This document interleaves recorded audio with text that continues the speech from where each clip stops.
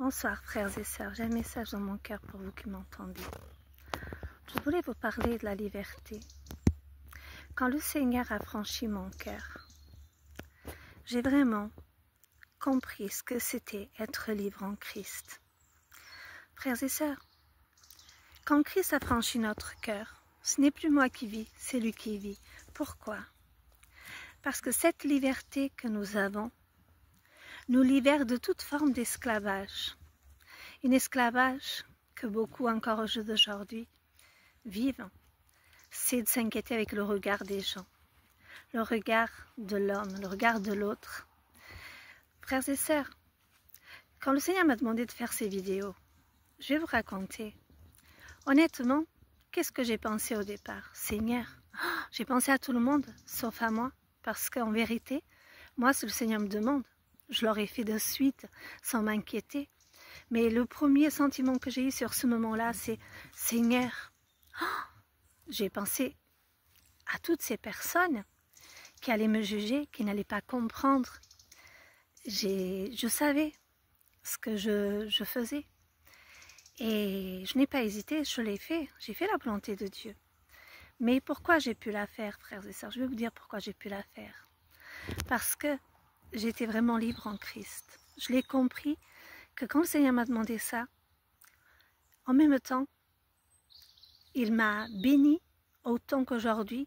Il peut bénir chaque frère et sœur à travers moi avec les messages inspirés qu'il me donne. Alors les messages prophétiques si vous voulez. Mais je vais vous dire, quand j'ai fait ces messages-là, j'ai compris que vraiment j'étais libre. Vous savez pourquoi? Parce que quand on fait ces messages, on a des frères et sœurs qui sont touchés par le Seigneur, qui ont reçu le Saint-Esprit, qui ont le discernement, ou qui voient de personnes qui reçoivent que c'est pour eux ces messages, que Dieu leur parle. Mais nous avons aussi toutes ces personnes qui ne sont pas croyants dans les réseaux, qui nous insultent, qui nous jugent, qui nous disent beaucoup de bêtises, n'est-ce pas? Mais ça ne m'atteint plus, ça ne me touche plus. Vous savez pourquoi? Parce que je suis complètement libre en Christ. Je suis tellement heureuse, tellement dans la joie de la foi, tellement remplie du Saint-Esprit, tellement remplie de Dieu en moi. Je voulais vous dire, frères et sœurs, nous ne pourrons pas contenter tout le monde, mais nous pouvons obéir à Dieu. Nous pouvons faire la volonté de Dieu. Et chaque fois que le Seigneur nous demande quelque chose, nous ne sommes pas seuls, il nous accompagne. Et frères et sœurs, nous comprenons rapidement que chaque pas que nous faisons avec le Seigneur est bénéfique, est grand, il est puissant, parce que petit à petit, c'est lui qui croisse et nous diminuons comme des gens. Il faut que lui croisse et que nous on diminue. Plus j'obéis à Dieu, plus je fais la volonté de Dieu, plus je suis remplie, vous voyez, comme un vase qui déborde. Un jour, prophétiquement, le Seigneur, le Saint-Esprit m'a conduit, frères et sœurs, devant une cascade. Et devant cette cascade, il y avait Jésus avec moi qui me dit « Que vois-tu mon enfant ?» Et là je dis « Seigneur, je vois une cascade avec un torrent d'eau, mais il était puissant, très puissant. » Et là le Seigneur me dit « Tu vois, ce courant, c'est la puissance du Saint-Esprit en toi. C'est ma puissance en toi. C'est l'onction que j'ai déversée sur toi.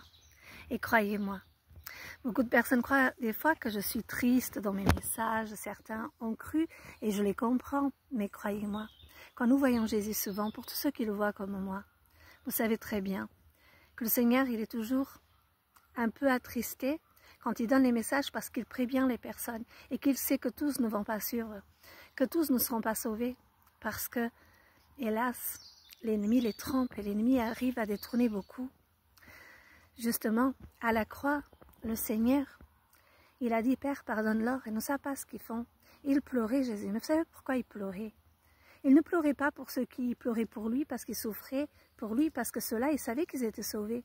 Il pleurait pour tous ceux qui ne seraient pas sauvés, parce que s'ils n'ont pas cru au Fils de Dieu jusqu'à là, frères et sœurs, ça allait être compliqué après. Il le savait très bien.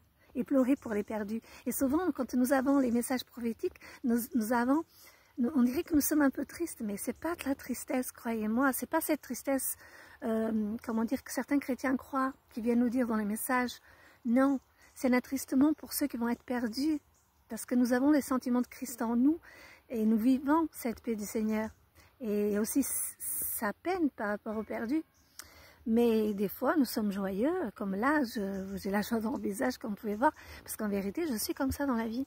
Je suis quelqu'un qui est toujours souriante, qui a toujours la paix, la joie, l'onction de Dieu.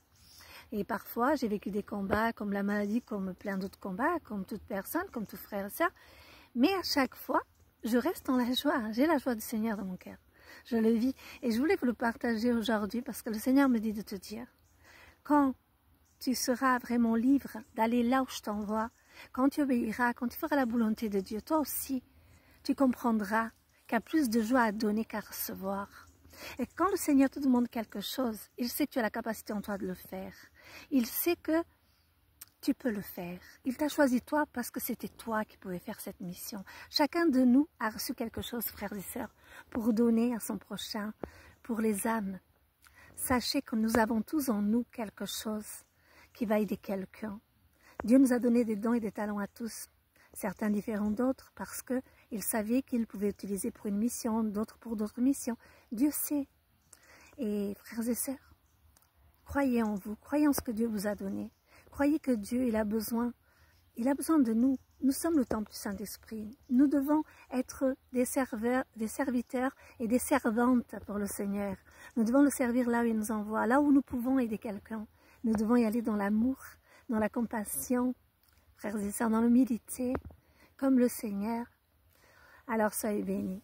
Sachez que quand vous prenez une décision de faire quelque chose que vous avez envie, tout en prenant les risques que les autres ne comprennent pas, frères et sœurs, ne soyez plus esclaves du regard des gens, ne soyez plus esclaves des chaînes de ce monde. Rappelez-vous que même en prison, les chaînes sont tombées. L'apôtre Paul, il a chanté.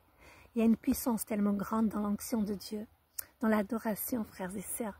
Dans l'adoration, les chaînes tombent. Dans l'adoration, frères et sœurs, des miracles arrivent, frères et sœurs, parce que des forteresses tombent, des montagnes tombent. Frères et sœurs, chantez, adorez Dieu. Si vous savez combien ça réjouit le cœur du Seigneur, quand vous êtes dans l'épreuve et que vous chantez, vous adorez Dieu, vous faites fuir l'ennemi. L'ennemi ne supporte pas vous voir chanter, adorer Dieu dans les épreuves, dans les combats, quels qu'ils soient, frères et sœurs. Adorez Dieu, mettez des louanges, chantez à Dieu, montrez à l'ennemi qu'il perd son temps. Et quand il le comprendra, croyez-moi, il quittera vos vies et qu'il vous laissera tranquille. Soyez bénis au nom de Jésus.